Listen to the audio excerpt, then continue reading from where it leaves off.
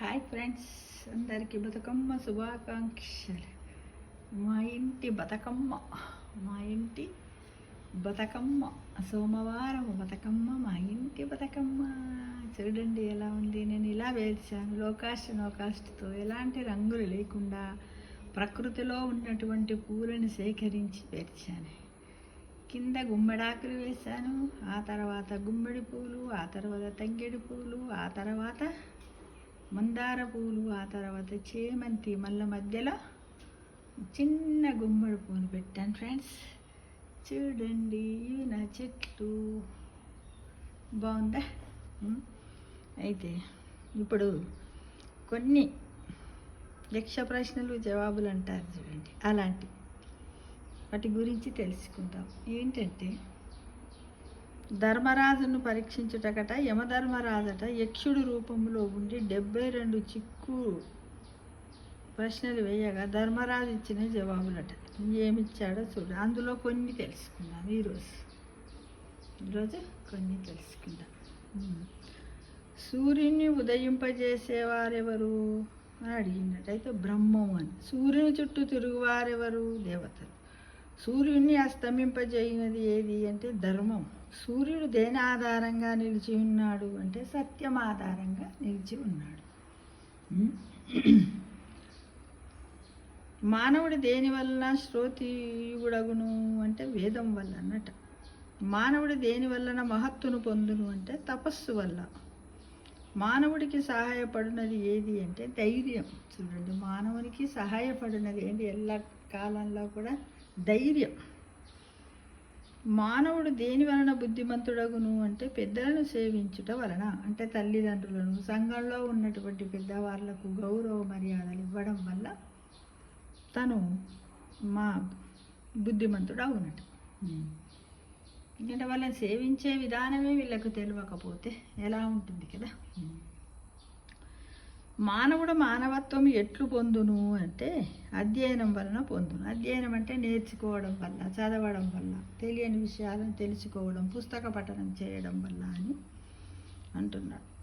మానవునికి సాధుతత్వము ఎట్లు సంభవించును అని అంటే తపస్సు వలన భావము సంభవించును అని చెప్పారట. ఎవరు చెప్తున్నారు? ధర్మరాజును పరీక్షించుటకు యమధర్మరాజు యక్షుడు రూపంలో ఉండి ఈ 72 చిక్కు ప్రశ్నలు వేస్తే ధర్మరాజు ఇచ్చినటువంటి జవాబులట. ఫ్రెండ్స్, ధర్మరాజు ఇచ్చినటువంటి జవాబులు. ఇక మానవుడు మనుషుడెట్లు అవుతాడు అంటే మృత్యు భయము వలన మనుషుడెట్లు అవుతాడు. భూమి కంటే భారమైనది ఏది అంటే జనని అట. భూమి కంటే భారమైనది ఏది? జనని. ఇక నిద్రలో కూడా కనుమూయనిది ఏది అంటే చేపనట. జన్మించి ప్రాణము లేనిది గుడ్డు అట. రూపం ఉన్న హృదయము లేనిది ఏంటిది అంటే రాయి అట. ఎల్లప్పుడూ వేగము కలిగేది ఏది అంటే నది అట. రైతుకి ఏది ముఖ్యము అంటే వర్షం ముఖ్యం. రైతుకి ఏది ముఖ్యం? వర్షం ముఖ్యం రైతుకి. దేవలోకానికి దారి ఏది అంటే సత్యమేనట. కాబట్టి మనం అందరము సత్యంగా ఉండడానికి ప్రయత్నించాలి. ఫ్రెండ్స్, కీర్తికి ఆశ్రయమేది కీర్తికి ఆశ్రయమేది అంటే దానమట. ధర్మానికి ఆధారం ఏదంటే దయాదాక్షిణ్యమట. మనిషికి ఆత్మ ఎవరు? కుమారుడట. మానవునికి జీవనాధారం ఏది? మేఘం.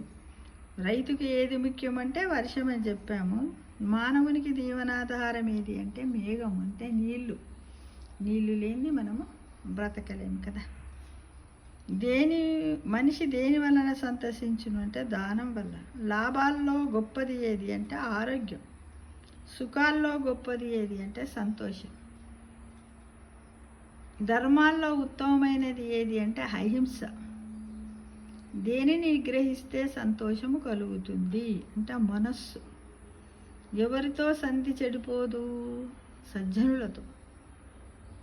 లోకానికి దిక్కు ఎవరు అంటే సత్పురుషులు. లోకాన్ని కప్పి ఉన్నది ఏది అంటే అజ్ఞానం. ఈ విషయం మనకందరికీ తెలుసు. ఈ విధంగా ఎన్ని పుస్తకాలు చదివి ఏది చేసినప్పటికీ కూడా మనలో అజ్ఞానం పోతులేదు. ఆ టైం వరకు అందరం మళ్ళీ ఎలా ఉంటున్నాం, నాది నాది నాది నాది నాది నాది, నేను తప్ప ఈ లోకంలో ఎవ్వరు లేరు, అంతా నాది అంతా నాది అంతా నాది అని అంటున్నాం కదా ఫ్రెండ్స్. అలాంటివి లేకుండా ఉండాలంటే ఇది ఈరోజు మా బతుకమ్మని తయారు చేశాను ఫ్రెండ్స్. ఇలా ఉన్నంతలో ఇది నా మనీ ప్లాంట్ చూడండి. ఇంట్లో ఒక చిన్న మనీ ప్లాంట్ పెట్టా. ఇది కూడా మనకు ఆక్సిజన్ ఇస్తుంది, oxygen plant. This is also inner plant. Leaves అన్ని పోతూ ఉన్నాయి చూడండి ఎలా.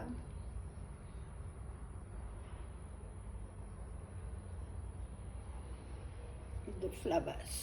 ఇలా డైలీ వాటర్లో కొన్ని ఫ్లవర్స్ వేసి, వెనకట గంగాలాలు ఉంటుండే కదా, వెనకట గంగాలాలు ఉండేవి.